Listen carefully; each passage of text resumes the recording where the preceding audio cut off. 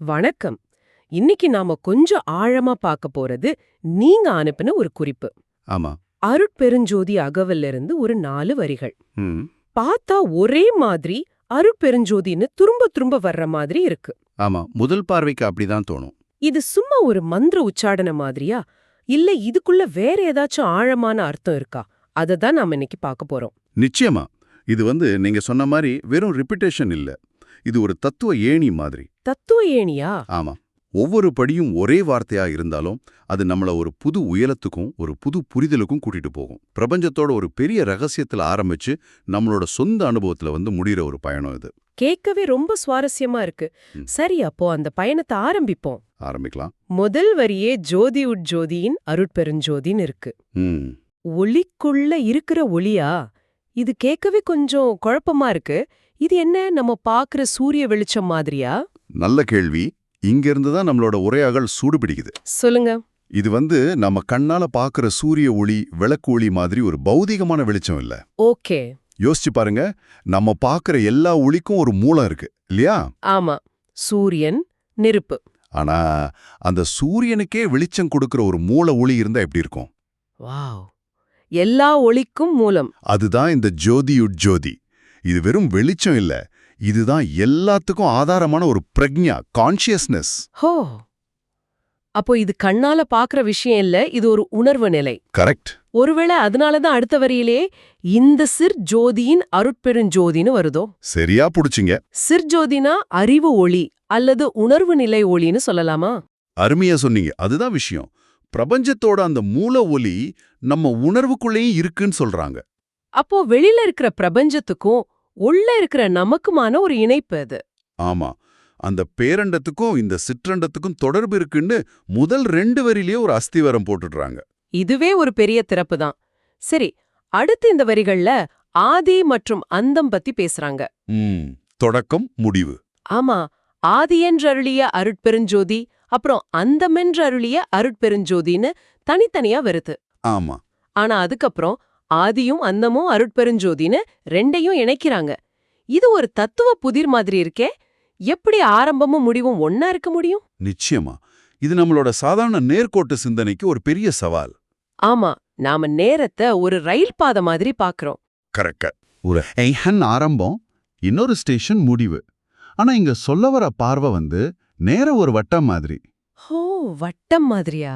ஆமா. நீங்க ஒரு வட்டத்துல எங்க ஆரம்பிச்சீங்க, எங்க முடிச்சீங்கன்னு உறுதியா சொல்ல முடியுமா? சொல்ல முடியாது.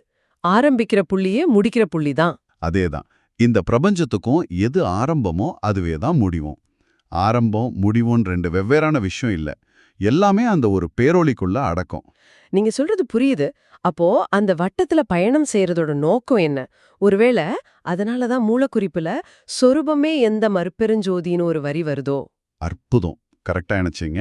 சொரூபம்னா அதோட இயல்பான தன்மை. அதன் இயல்பை உணர்வதே முடிவு அப்படின்னு எடுத்துக்கலாமா? அதுதான் முக்கியமான பாயிண்ட். தேடல் வெளியில இல்ல, உள்ளதான்னு சொல்றாங்க. நாம தேடி போற இலக்கு வேற எங்கேயோ இல்ல. ஆமா.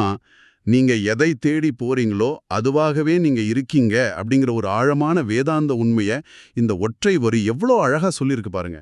இலக்கு நமக்கு வெளியில இல்ல, அந்த உணர்தல் வந்துட்டா பயணம் முடிஞ்சிருச்சு.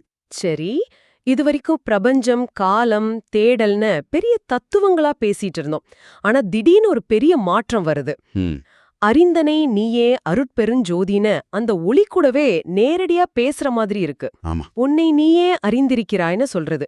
இது யாருக்கிட்ட சொல்றது? ஒரு பெரிய ஷிஃப்ட் மாதிரி தெரியுது. இதுதான் அந்த பயணத்தோட உச்சகட்டம். இது ஒரு பெரிய மாற்றம் மட்டுமல்ல, இதுதான் மாற்றமே. எப்படின்னு கொஞ்சம் விளக்க முடியுமா? இவ்வளவு நேரம் தத்துவமா ஒரு 3ஆம் நபரை போல விவரிச்சிட்டு இருந்தவர் இப்போ அந்த ஒளியோட ஒன்னா கலந்துட்டார். ஓ, நான் அதுங்கிற பேதம் போயிடுச்சு. அதேதான். அந்த ஒளி தன்னைத்தானே எப்படி அறிஞ்சுக்குமோ அதே மாதிரி இவரும் அந்த ஒளியோட ஒரு பகுதியாகி அந்த அறிவை உணர்றாரு. அறிவுங்கிறது வெளியிலிருந்து வர தகவல் அல்ல, அது உள்ளுக்குள்ளேயே இருக்கிற ஒரு உணர்தல்னு புரிய வைக்குது. வாவ், அந்த அனுபவம் எப்படி இருக்கும்னு யோசிக்கவே முடியல. ஆனா அடுத்தடுத்த வரிகள் அதை சொல்ல முயற்சிக்குதுன்னு நினைக்கிறேன். சொல்லுங்க. நல்லமும் தென்னுரு அருட்பெருஞ்சோதி, அதாவது அது ஒரு இனிய அமுதம் மாதிரி இருக்குன்னு சொல்றாங்க. ஆமா. அதுக்கப்புறம் நாவுளம் காட்டியன் அருட்பெருஞ்சோதி, என் நாக்கிலும் உள்ளத்திலும் அது காட்டப்பட்டதுன்னு சொல்றாங்க. ஒரு பிரபஞ்ச சக்தி, ஒரு தத்துவம் எப்படி நாக்குல ஒரு சுவையா தெரிய முடியும்? இது எனக்கு ரொம்ப ஆச்சரியமா இருக்கு. இது ஒரு மிக ஆழமான கேள்வி. ஆன்மீக அனுபவங்கள் உச்சத்தை அடையும் போது அதை விளக்க நம்மகிட்ட சரியான வார்த்தைகள் இருக்காது. சரி. அதனால தான் எல்லா ஞானிகளும் அத புலன்களோட மொழியில சொல்லுவாங்க. சிலருக்கு அது பேரொளியா தெரியும், ஓ, சிலருக்கு அது கேட்காத இசையா கேட்கும். இவருக்கு அது இனிக்கிற அமுதமா இருந்திருக்கு. அப்போ இதுக்கு என்ன அர்த்தம்? இதுக்கு என்ன அர்த்தம்னா, பிரபஞ்சத்தோட ரகசியம் வெறும் அறிவுபூர்வமான காய்ஞ்சு போன ஒரு விஷயம் இல்ல. அது நம்ம உடம்பால மனசால சுவைக்கக்கூடிய ஒரு உயிருள்ள அனுபவம்னு இது காட்டுது. ஒரு அந்தரங்கமான அனுபவம் மாதிரி. ஆமா, அந்த பேரொளிக்கும் இவருக்கும் பீச்ல எந்த இடைவெளியும் இல்ல. அப்போ இந்த அனுபவத்தோட கடைசி பயன் என்ன? இந்த இனிப்பான அமுதத்தை சுவைச்சதுக்கு அப்புறம் என்ன நடக்கும்? ஏன்னா கடைசியா அல்லலை நீக்கிய அருட்பெருஞ்சோதின்னு ஒரு நடைமுறை பலனை சொல்றாங்களே, துன்பத்தை நீக்குச்சுன்னு சொல்றது இந்த முழு பயணத்தோட இறுதி இலக்கா? நிச்சயமா, ஒரு தத்துவம் வாழ்க்கைக்கு உதவலன்னா அது வெறும் வார்த்தை ஜாலம்தான். கரெக்ட். இங்க அந்த பேரொளியோட ஒன்றான அந்த இனிமையான அனுபவம் வாழ்க்கையில நாம சந்திக்கிற எல்லா சின்ன சின்ன துன்பங்களையும், அதாவது அல்லல்களையும் அர்த்தமற்றதாக்கிடுது. எப்படி? நான்கிற சின்ன வட்டத்திலிருந்து வெளியே வந்து பிரபஞ்சத்தோட இணைஞ்சிட்டா அப்புறம் தனிப்பட்ட கவலைகளுக்கு எங்க இடம் இருக்கும்? ஒரு பெரிய கடல்ல ஒரு துளி தண்ணிக்கு என்ன தனிப்பட்ட கவலை இருக்க முடியும்? அதுக்கு கவலையே இருக்காது. அதே மாதிரி அந்த பேரொளியோட சேரும்போது தனிப்பட்ட துன்பங்கள் தானா கரைஞ்சு போயிடுது. இதுதான் ஞானம் அனுபவமா மாறி விடுதலையை கொடுக்கறது. ஒரு நிமிஷம், நான் இதை சரியா புரிஞ்சிருக்கேனான்னு பாக்குறேன். சொல்லுங்க. அப்போ பிரபஞ்சத்தோட மூல ஒளி எங்க இருக்குன்னு ஆரம்பிச்ச இந்த தேடல், காலம்னா என்னன்னு யோசிச்சு, ஆமா, கடைசியில அந்த ஒளிய நம்மக்குள்ளேயே ஒரு இனிப்பான அனுபவமா உணர்ந்து நம்மளோட அன்றாட கவலைகள்ல இருந்து விடுதலை அடையறதுல முடியுது. மிகச்சரியா சொன்னீங்க. ஒரு நாளே வரியில இவ்ளோ பெரிய பயணமா? நிஜமாவே பிரமிப்பா இருக்கு. ஆமா, அதனாலதான் அந்த அருட்பெருஞ்சோதிங்கிற வார்த்தை திரும்ப திரும்ப வருது. ஓ, அந்த ரிப்பிட்டேஷனுக்கு இதுதான் காரணமா? ஆமா, தடவை கேட்கும்போது அது ஒரு பெயர் மாதிரி தெரியுது. ஆனா ஒவ்வொரு முறையும் அதை சொல்ல சொல்ல அதோட அர்த்தம் ஆழமாகுது. எப்படி? முதல்ல அது ஒளிக்குள்ள இருக்கிற ஒளி, அப்புறம் அது ஆரம்பமும் முடிவும் இல்லாதது. புரியுது. அப்புறம் அது நாக்குல இனிக்கிற அமுதம், கடைசியில அத துன்பத்தை நீக்கிற விடுதலை. இது ஒரு தியானம் மாதிரி. அதேதான், இது ஒரு மந்திரம் மாதிரி. சொல்ல சொல்ல நம்ம உணர்வு நிலையே அது படிப்படியா மேல கொண்டு போகுது.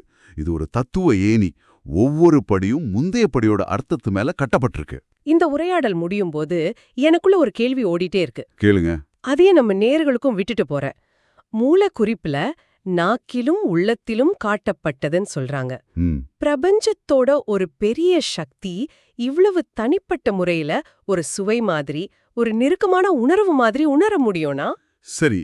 அப்போ நாம அன்றாடம் சுவைக்கிற, பாக்குற, கேக்குற சாதாரண விஷயங்களுக்குள்ளயும் அந்த பிரபஞ்ச சக்தி ஒளிஞ்சிருக்க வாய்ப்பு இருக்கா?